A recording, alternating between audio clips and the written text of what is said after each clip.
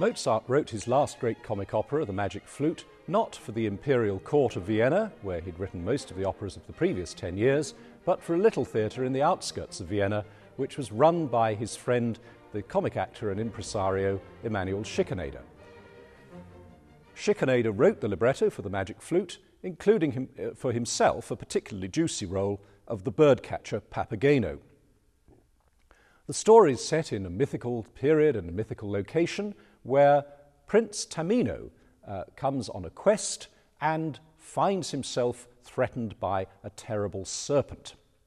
3 ladies defeat the serpent, and when Tamino wakes up, they tell him that their mistress, the Queen of Night, has a task for him. He's to go to the kingdom of the dreadful tyrant Zarastro and rescue Pamina, the Queen of Night's daughter, and bring her back to safety and to her mother.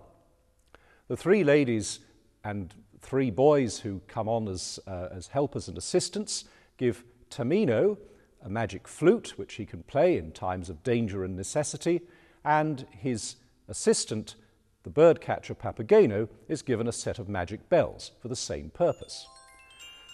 Well, things don't turn out quite as they expect, because when they get to Zarastro's kingdom, they find that Zarastro, instead of being a terrible tyrant, is a man who runs his kingdom on principles of freedom, equality and brotherhood, much like the principles of the French Revolution, with which Mozart and his colleagues had a certain sympathy. Once Tamino has located Pamina, Zarastro tells Tamino that he can marry Pamina and join the Brotherhood if he's prepared to go through a series of challenges and ordeals, all very much like Masonic rites, which Mozart and Schikaneder, both quite fervent Freemasons, were thoroughly familiar with.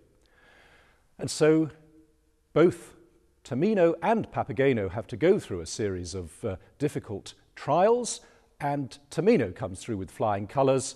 Papageno, on the other hand, fails miserably and falls by the wayside. All he wants is wine and song and food and preferably a woman to spend his life with.